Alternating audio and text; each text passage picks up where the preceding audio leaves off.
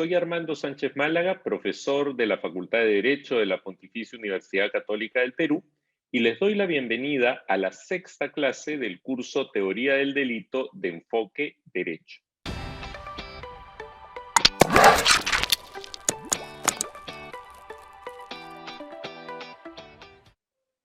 En esta sesión vamos a continuar desarrollando el tema de las causas de justificación.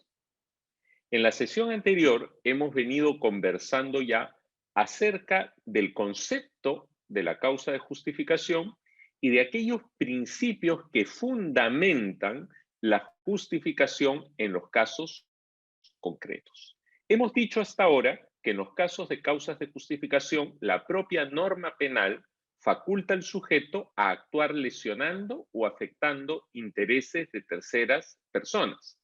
Y hemos señalado que los principios que fundamentan las causas de justificación son tres: el principio de responsabilidad, el principio de solidaridad y el principio de interés de la víctima de la intervención. A partir de ello, mencionamos en la sesión anterior que existen por lo menos 4 clases de causas de justificación que debemos tener en cuenta en el análisis de la teoría del delito. En primer lugar, la legítima defensa.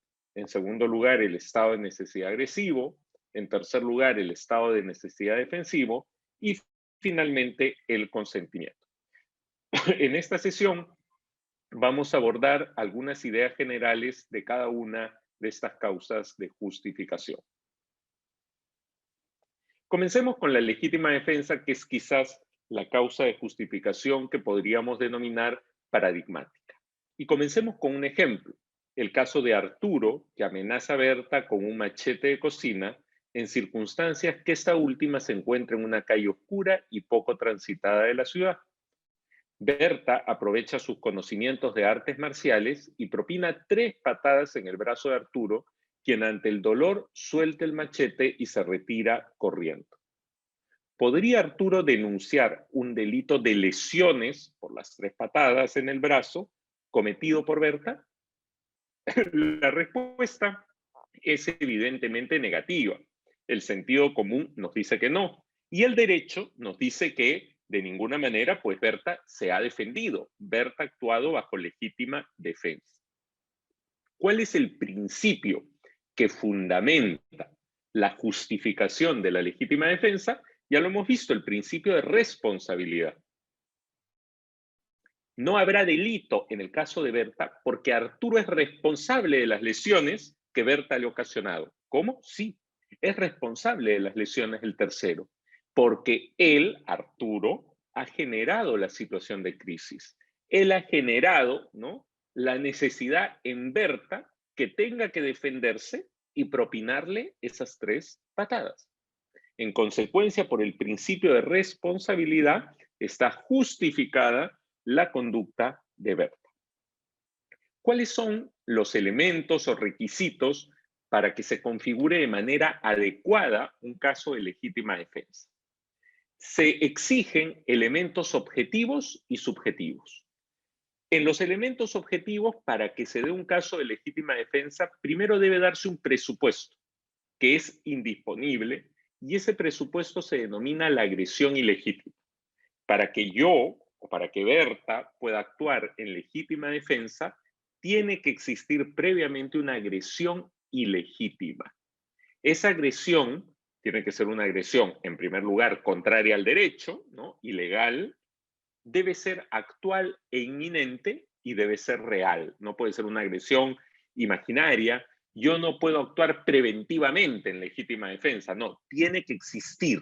Y tampoco puedo actuar ex post, porque eso sería venganza. No es que si me atacaron hoy, mañana voy y le respondo al atacante. No, eso es un acto de venganza. Eso no es legítima defensa. La legítima defensa se tiene que dar en el contexto de la agresión. La legítima defensa la podríamos definir como el medio más inmediato y seguro de repeler una agresión ilegítima. Y además de ese presupuesto, deben darse 2 requisitos. La respuesta, el medio empleado para repeler la agresión, tiene que ser racional, ¿no? Esto no significa que tenga que haber equivalencia o proporcionalidad de ninguna manera. No es que si el atacante, ¿no? Viene y me ataca con los puños, yo tenga que responderle igual, porque quizás él es un peleador profesional y yo soy muy débil. Entonces quizás yo podría usar un arma blanca, ¿no? O podría usar algún otro artefacto para defenderme. Entonces tiene que haber racionalidad, y la racionalidad nos indica que yo me defienda con el instrumento más eficaz y al mismo tiempo el menos lesivo que tenga a disposición, ¿no? En las circunstancias de la agresión. Hay que analizar el caso en concreto. Claro, si yo me puedo defender, no lo sé, con una navaja, pero digo mejor saco un arma de fuego y le disparo, no estoy siendo racional en la defensa. O si yo puedo repeler la agresión, ¿no? Con un disparo al pie y le disparo al corazón, tampoco estoy siendo racional en la defensa. Estoy cometiendo un exceso.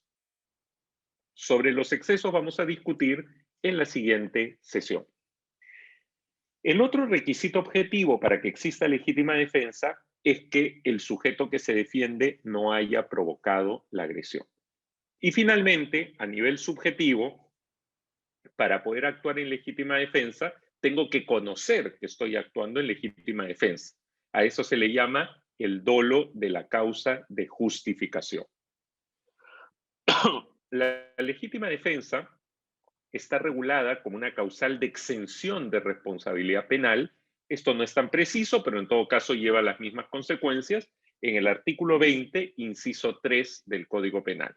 Ustedes lo pueden revisar y verán que se exigen los mismos elementos que aquí hemos señalado: la agresión ilegítima, la necesidad racional del medio empleado para la defensa y la falta de provocación por parte de la persona que se defiende, ¿no? A esto habría que añadirle el elemento subjetivo, ¿no? Pero esto es algo que en general se exige para todas las causas de justificación. Existen diferentes clases de legítima defensa y esto lo analizaremos con más detalle en la siguiente sesión, pero hay legítima defensa personal, pero también de terceros. Yo puedo actuar en legítima defensa de una tercera persona. Hay legítimas defensas perfectas e imperfectas, las que cumplen con los requisitos y las que incurren en exceso.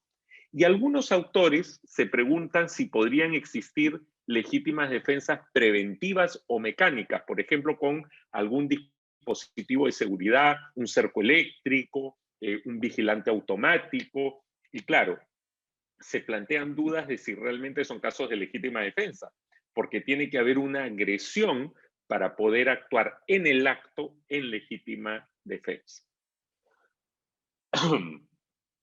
En segundo lugar, tenemos el caso del estado de necesidad agresivo. Y para presentar esta causa de justificación, comencemos también con un ejemplo.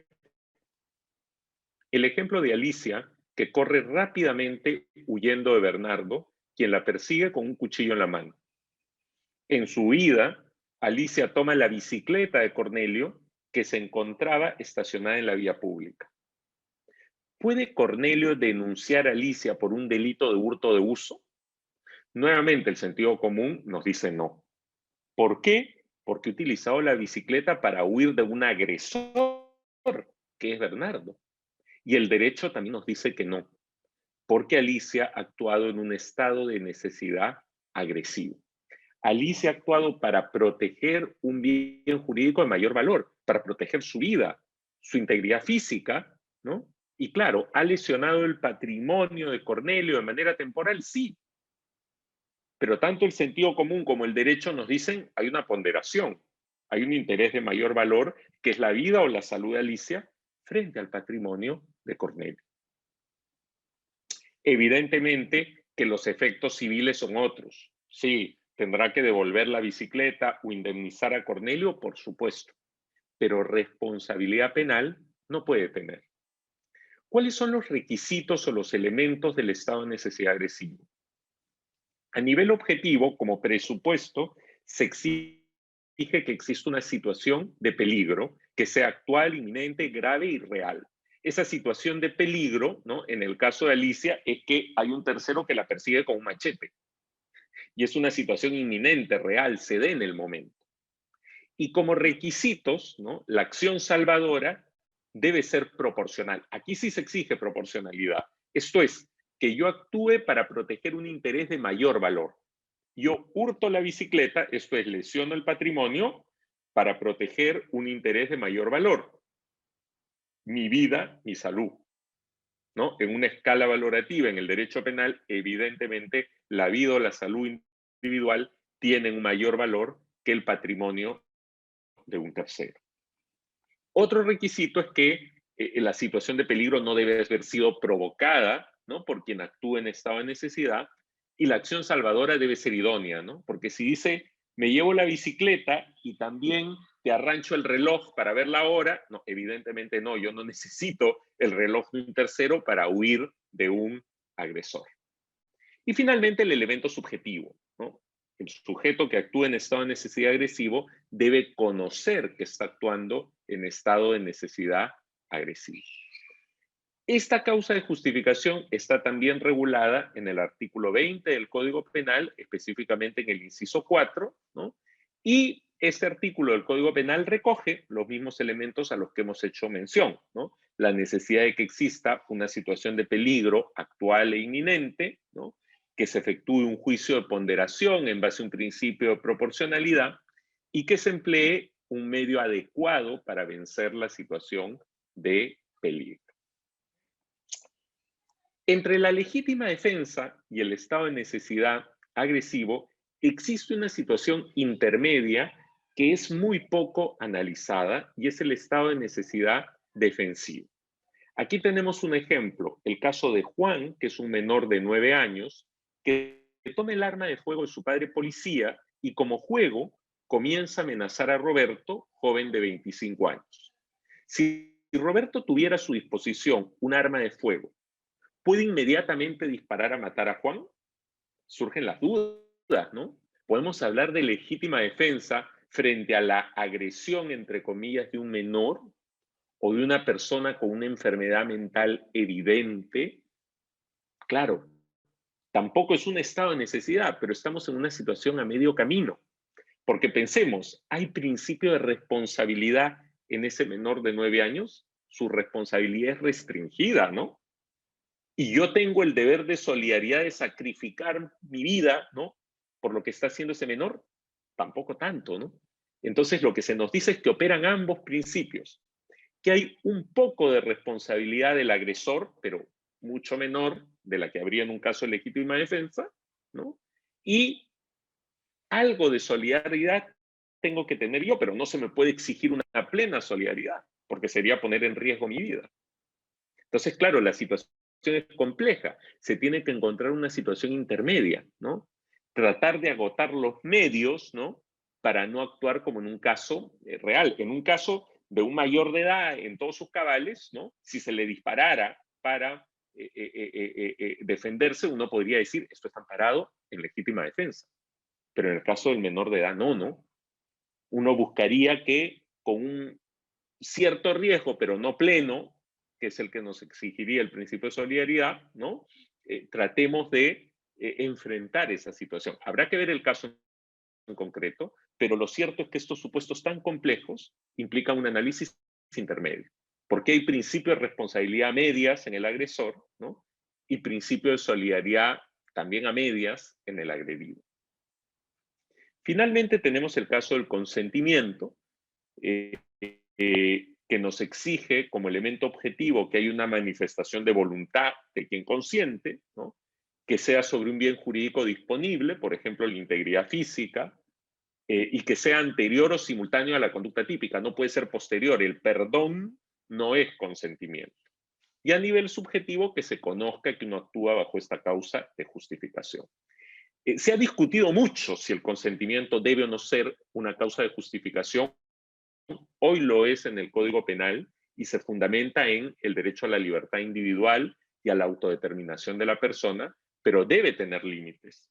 Y básicamente dos. Uno, solo hay consentimiento, ¿no?, en casos de expreso consentimiento frente a bienes jurídicos disponibles, como la integridad física individual, ¿no?, personal. Y dos, nunca puede aplicarse a casos de personas en situación de vulnerabilidad, casos de violencia familiar o violencia de género.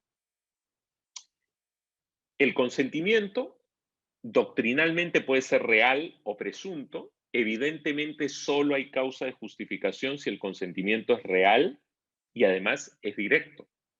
Y está regulado en el artículo 20 del Código Penal en el inciso 10. Fíjense ustedes lo que dice el Código Penal. El que actúa con el consentimiento válido del titular de un bien jurídico de libre disposición.